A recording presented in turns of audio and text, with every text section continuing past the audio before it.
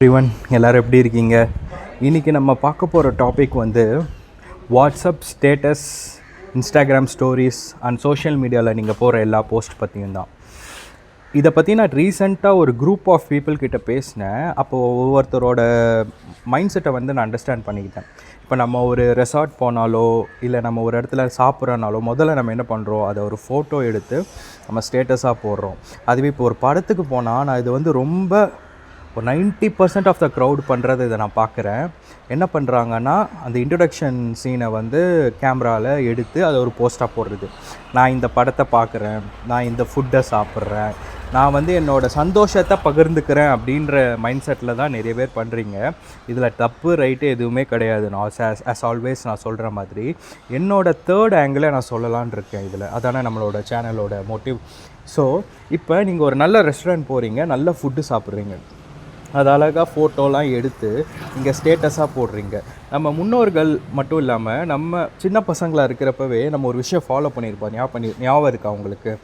நம்ம ஏதாவது நல்ல எக்ஸ்பென்சிவாவோ இல்லை ஒரு நல்ல நான்வெஜ்ஜோ இல்லை வெஜ்ஜே வந்து ஒரு பெரிய ஐட்டம்ஸாக நம்ம சாப்பிட்றப்போ ஜென்ரலாக சொல்லுவாங்க, டே என்னடா என்னை விட்டுட்டு நீ சாப்பிட்ற, உனக்கு வயிறு வலிக்க போகுது அப்படின்னு சொல்லுவாங்க. அந்த பாயிண்ட் ஞாபகம் இருக்கா? அதே மாதிரி சிலர்லாம் வந்து அவங்க வீடை மூடிட்டு டோரை க்ளோஸ் பண்ணிட்டு தான் சாப்பிடுவாங்க. ஏதாவது ஒரு ஸ்பெஷல் ஐட்டம் சாப்பிட்றாங்களோ அந்த மாதிரி. அது எதுக்குன்னா, நம்மளால் இந்த பொருளை வாங்குறதுக்கு நம்மளால் முடியுது, பொருளாதாரம் மூலியமாக நம்மளால் வாங்க முடியுது. அதை வந்து எல்லாராலையும் நம்மளை சுற்றி இருக்கிறவங்களால வாங்க முடியுமான்னு தெரியாது. ஸோ அதை பார்த்து யாரும் ஏங்கிடக்கூடாது அப்படின்னு ஒரு நல்ல மைண்ட் செட்டில் நமக்கு முன்னாடி நம்ம பேரண்ட்ஸாக இருக்கட்டும், நம்ம தாத்தா பாட்டியாக இருக்கட்டும், அவங்களாம் வந்து அதை வந்து ஒரு விதமாக கொஞ்சம் ப்ரைவசியோடு சாப்பிட்டாங்க.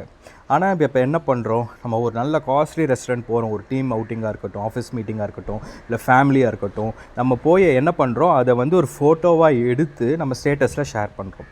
ஃபார் எக்ஸாம்பிளுக்கு சொல்கிறேன், உங்கள் ஃபோன் கான்டாக்ட்ஸில் ஒரு 150 பீப்புள் இருக்காங்கன்னு வச்சுக்கோங்க. அதில் பலதரப்பட்ட மக்கள் இருப்பாங்க.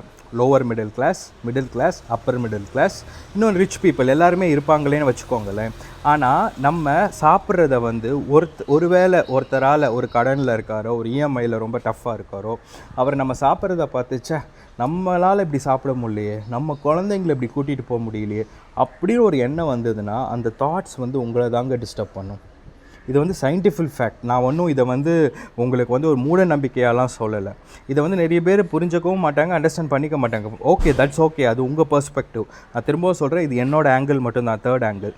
அதை நீங்கள் ஒரு நல்ல ரெசார்ட் போகிறீங்க, ஒரு நல்ல ஒரு ஹாலிடே போகிறீங்க அப்படின்றப்போ ஒரு சிலரால் ஒரு ஃபினான்ஷியல் சுச்சுவேஷனில் இருப்பாங்க, இல்லை ஒரு ஹெல்த் சுச்சுவேஷனில் இருப்பாங்க.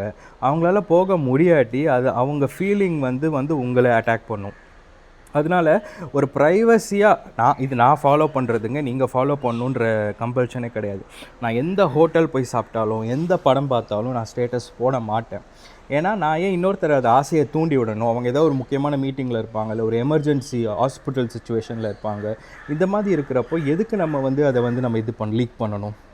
நான் என்ஜாய் பண்ணுறேன், அதை நான் எனக்குள்ளே என்ஜாய் பண்ணிக்கிட்டால் என்ன? சிலர் வந்து நான் இப்படி வாழ்கிறேன், இந்த மாதிரி ஒரு ஹாப்பி லைஃப் ஸ்டைல் வாழ்கிறேன்னு ஷோ ஆஃப் பண்ணுறதுக்காக ஒவ்வொரு மொமெண்ட்டையும் போடுறீங்க.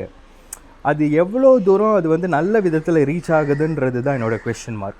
இதை நீங்கள் கமெண்ட்ஸில் சொல்லலாம், நீங்கள் ஏன் போடுறீங்க, எதனால் இது பண்ணுறீங்க. நம்ம வந்து அப்படியே இந்த ஹீரோயின்ஸ், இந்த செலிப்ரிட்டிஸை தான் நம்ம நிறைய ஃபாலோ பண்ணுற மாதிரி எனக்கு தோணுது.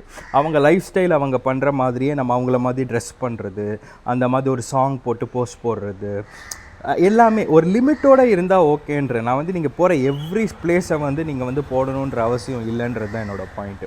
மற்றவங்க வந்து அதை பார்த்து ஏன் வந்து அது ஒரு ஜெலஸ் ஃபீல் அவங்களுக்கு வரணும். ஜெலஸின்றது, பொறாமன்றது மனிதர்களுக்கு இயல்பாகவே இருக்குங்க. இப்போ நானும் ஒன்றும் ஞானினா இல்லை, எனக்குமே அந்த ஃபீல்லாம் இருக்குது. ஆனால் நான் போகிற இடத்த வந்து ஓகே, என் கூட ஒய்ஃப் வராங்களா, ஃபேமிலி வராங்களா, இல்லை என் கிட்ஸ் ஃப்யூச்சரில் வராங்களா, அவ்வளோதான். அதோடு தெரிஞ்சால் போதுன்றது என்னோடய பெர்ஸ்பெக்டிவ். அதை வேணால் நீங்கள் ஒன் இயர் ஃபாலோ பண்ணி பாருங்களேன். பிகாஸ் இதை நான் வந்து லாஸ்ட் 3 இயர்ஸாக ஃபாலோ பண்ணுறேன்.